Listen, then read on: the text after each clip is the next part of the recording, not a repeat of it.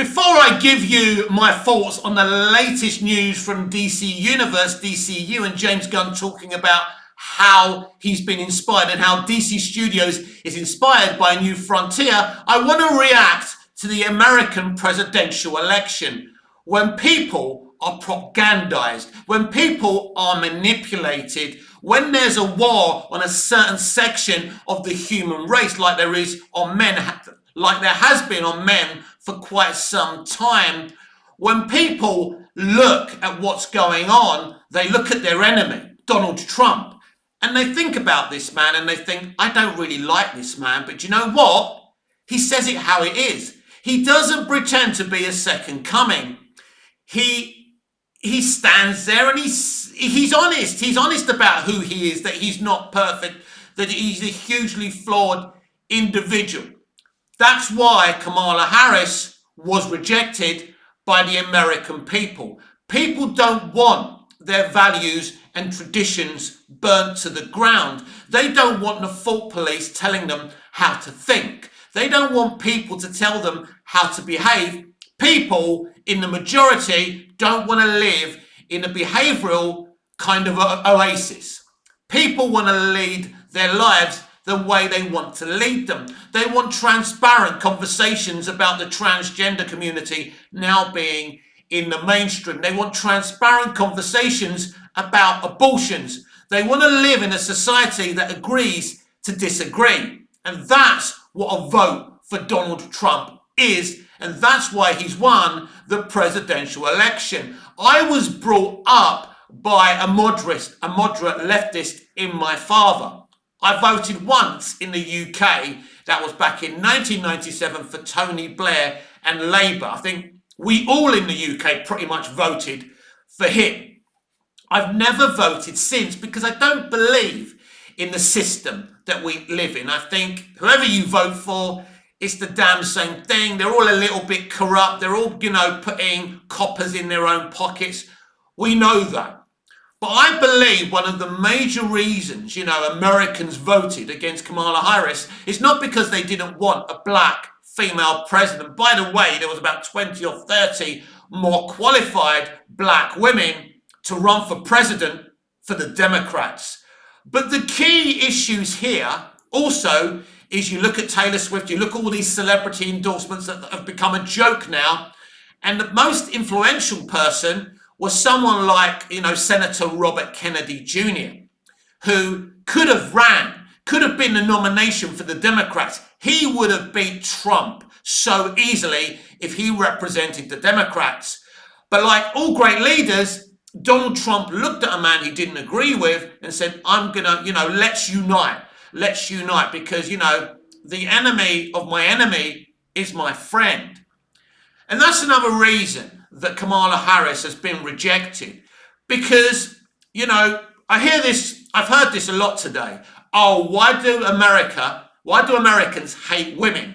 Well, they don't hate women, but maybe there's a lack of kind of sympathy for spoiled Western women and girls when people are more sympathetic towards women and girls starving to death in the third world, or women and girls being killed in the middle of the war between Ukraine and Russia, when diplomacy was ignored by the Biden administration.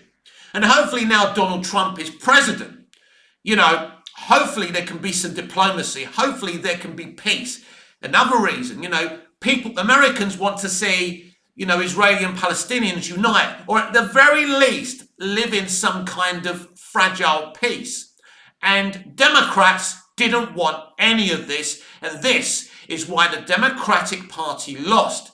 The Democratic Party embraced the far left, a group of extremists, right, that hate more than they love.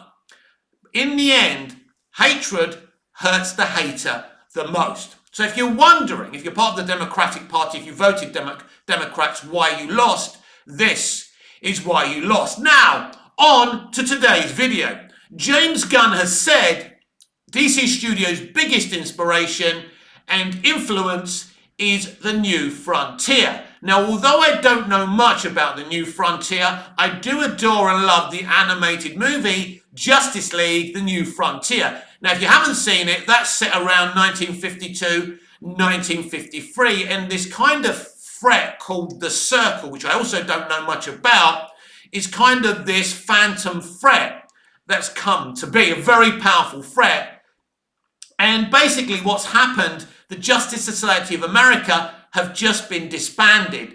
And because of this Circle threat, the Justice League are formed for the very, very first time. So there's the Flash, there's Martian Manhunter, there's Wonder Woman, there's there's all these different characters. I think it's a very interesting film. I've never read the Justice League New Frontier graphic novel before, so they're all getting together for a reason. Now, in Zack Snyder's Justice League, they get together because of the threat of Darkseid and Steppenwolf. So it's kind of a similar beat. But James Gunn has said its biggest influence and inspiration is New Frontier. So I'm going to ask this question. Has Justice League, The New Frontier, which is set in the 50s in the animated movie, already happened within the history of the DCU? This could be the very compelling and obvious reason why Hal Jordan is around 59, 60, or at least in his 60s in Lanterns. This could be the reason. Maybe he's already fought the Circle and he knows all about the Circle, and maybe an original Justice League back then got together. You see, we don't really know the history of the DCU, but it's interesting because New Frontier is kind of an alternate universe. Now, we already know that the DCU is an alternate universe, which kind of came to be because of the Flash movie in the DCU, not in the DCU, because of the Flash movie in the DCEU, let me correct myself there. So it's very, very interesting. So New Frontier could have already happened in James Gunn's DCU. I think that is interesting and intriguing, because I think a fan was asking him if he's building a Justice League movie around New Frontier. He said he's not doing anything about a Justice League movie right now, but DC Studios is heavily influenced on New Frontier. Now, to be clear, he has spoken about influences before. He says that, DC Studios is heavily influenced by Kingdom Come. We've already seen some Kingdom Come kind of Easter eggs and influences, within this Superman movie. There's been hints. We've seen some, on-location pics to confirm that Superman's costume itself is very Kingdom Come influenced. The Superman film will also be heavily influenced by All-Star Superman. So James Gunn's certainly heavily influenced by the Golden Age. Now, I'm not going to pretend to be an expert on the Golden Age or New Frontier or any of these previous comic books. But I do think that, because what he did, he impressed upon the person asking him the question that it's a heavy influence on New Frontier at DC Studios. I find this very, very interesting. And I find this actually exciting. Just because I love the New Frontier Justice League, the New Frontier animated movie. If you haven't seen it, maybe you should, then you'll understand where we're headed to in the DCU. And so, I think it could be that New Frontier is part of the history of this alternate universe that we're calling the DCU. And that's why Hal Jordan is so old. I think we may get some flashbacks to Hal Jordan's younger days, and maybe the Circle is part of that history, and it's a recurring villain in the DCU. We know that John Stewart and Hal Jordan in Lanterns are investigating this phantom threat that could be the Circle, which is very interesting in itself. And it could be that Hal Jordan already knows all about the Circle. So the pieces are starting to come together. I know there's a lot of people out there very skeptical about James Gunn, his Superman movie, what he's doing with DCU. I've been skeptical myself. And, there's a lot of elements in, that I'm also very skeptical. Now, I can't remember the Justice League New Frontier movie so well, but if I remember rightly, doesn't Superman die in that movie, or someone very relevant dies within the Justice League, which is also a very interesting idea, because I have been kind of suspecting that Superman dies in James Gunn's Superman movie. I guess we'll just have to wait and see how it all plays out.